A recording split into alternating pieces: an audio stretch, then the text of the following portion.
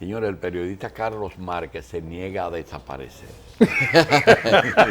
Los periodistas no se retiran. No, pero se niega a desaparecer. No se retiran a menos que le den un cargo diplomático. Nos amenaza con un libro que ya nos trajo.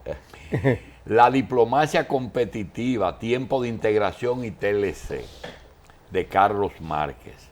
Eso es hoy, ¿verdad? Sí, a las 7 de la noche. 26 a las 7 en la Biblioteca Nacional. Allá iremos con diplomacia. Pero vamos a dejar que Carlos nos diga cuál es la esencia del libro, cuál es el mensaje. El mensaje esencial de este libro es, primero, resaltar lo que han sido los ejes de las grandes políticas de relaciones exteriores que han incidido en América y sobre todo en la República Dominicana.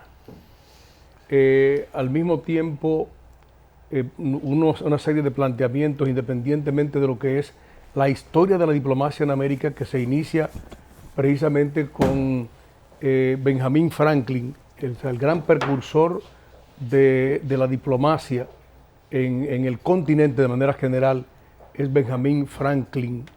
Luego Francisco Miranda, el padre también de la diplomacia hispanoamericana, y el gran Bolívar, el padre de la integración, de la diplomacia de la integración también en el continente. Carlos, yo siempre tuve una duda, que quizás tú en algún momento lo aclares aquí.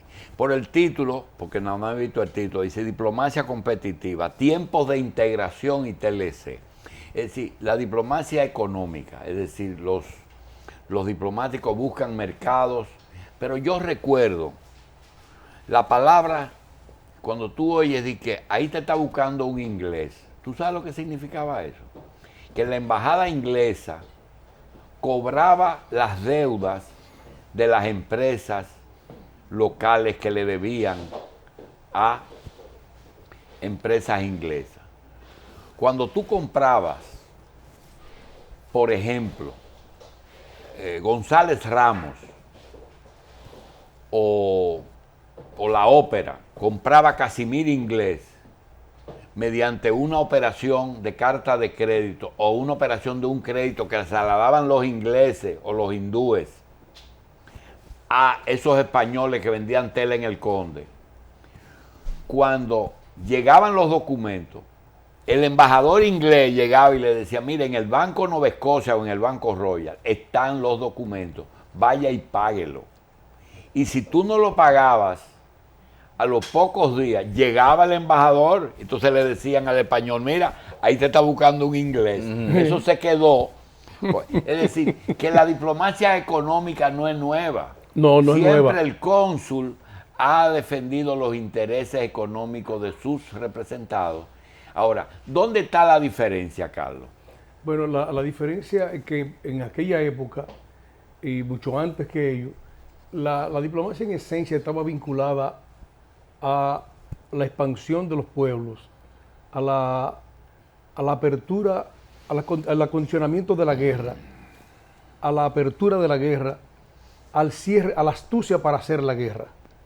Y luego había un teórico francés, dos teóricos franceses, Sully y Cruceo, que planteaban que la mejor manera de evitar la guerra y de terminar los conflictos, las grandes conflagraciones, era impulsando las relaciones económicas, la vinculación económica entre las naciones, o sea, el comercio entre las naciones como bandera para establecer la paz en el mundo. Bien, hay un episodio histórico que fue la ocupación norteamericana del 14.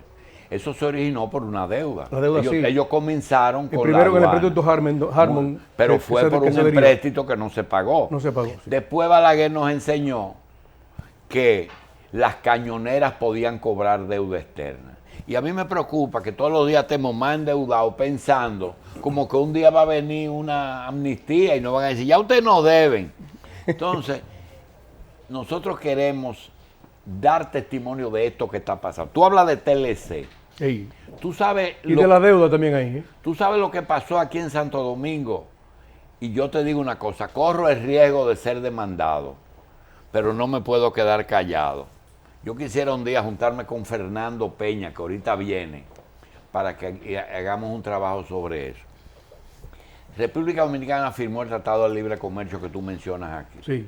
Y ese TLC tiene una particularidad, y es que se iba desmontando los aranceles con el tiempo, hasta el punto de que las habichuelas hoy están totalmente desgravadas. Y si entran, tienen que pagar una suma. Un empresario trajo unas habichuelas. Resulta que en el momento que llegaron las habichuelas, el tratado le permitía traer las habichuelas. Y en ese momento en San Juan habían unas habichuelas que no habían podido conseguir mercadearse. Y el gobierno lo que hizo fue, hasta que no se mercadee San Juan, no me entran las habichuelas de Estados Unidos. ¿Sabe lo que hizo el importador? Que cogió para la embajada. Sí. Y cuando el gobierno se le plantó en dos patas y dijo, sí, nosotros vamos a dejar entrar la habichuela, después que se vendan la de San Juan. ¿Sabe lo que hicieron los americanos? La mosquita blanca de Don José. Se inventaron Mira, una plaga. El problema es que primero, el asunto de la deuda, nosotros lo planteamos ahí como parte de lo que sería la ampliación de las prioridades de la Agenda Nacional de Desarrollo. O sea, nosotros sugerimos y planteamos de manera concreta que el problema de la deuda nacional sea inserto en la Agenda Nacional de Desarrollo como un tema prioritario, así como es prioritario la reforma fiscal, lo que es la materialización hoy de la revolución educativa y el pacto eléctrico. O sea, que se incluya, entre otros temas, otro tema que tiene que ver con la legitimización formal de la dolarización en República Dominicana, discutir eso, incluirlo en la Agenda Nacional de Desarrollo. O sea, otro tema que tiene que ver con el problema de la tasa de empleo, verificar realmente cuál es la tasa de desempleo en la República Dominicana. Que los recursos naturales, los recursos estratégicos que tienen que ver con el oro, la plata, el zinc, el cobre, o sea, eso sea establecido como parte fundamental de la Agenda Nacional de Desarrollo en la República Dominicana. Bien. Y lo que tiene que ver con el TLC, nosotros planteamos una revisión del Tratado de Libre Comercio con Estados Unidos y Centroamérica, porque cuando en República Dominicana, el presidente Mejía se dispuso a firmar ese tratado, ya Centroamérica y Estados Unidos tenían un año discutiendo los detalles técnicos de ese acuerdo. Y República Dominicana a última hora se inserta porque el objetivo no era colocar productos, sino conservar los empleos de zona franca, conservar la inversión que había en aquel momento en zona franca y los empleos de la zona franca. Pero República Dominicana no tenía la estructura productiva ni la capacidad de producción para insertarse en ese Tratado de Libre Comercio. Por eso ocurre lo que ocurre con las habichuelas. Bien, yo no quisiera que tú nos cuentes el libro, sino invitar esta noche a la presentación, y eso va a estar en todas las librerías. Pero yo quiero felicitar al autor del diseño de la portada. Está genial. Esa es mi hija. Esas dos figuras que están ahí. Vamos a ver si le hacemos un corto. Ahí tiene dos imágenes.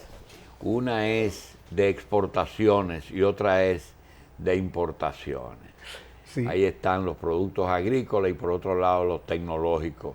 Eso está precioso. Gracias, Carlos. Esa es mi hija Sara Rafaela, aquí es arquitecta, y el diseño de Onavi Benjamín. Entonces es un producto familiar, Márquez y Cabrera.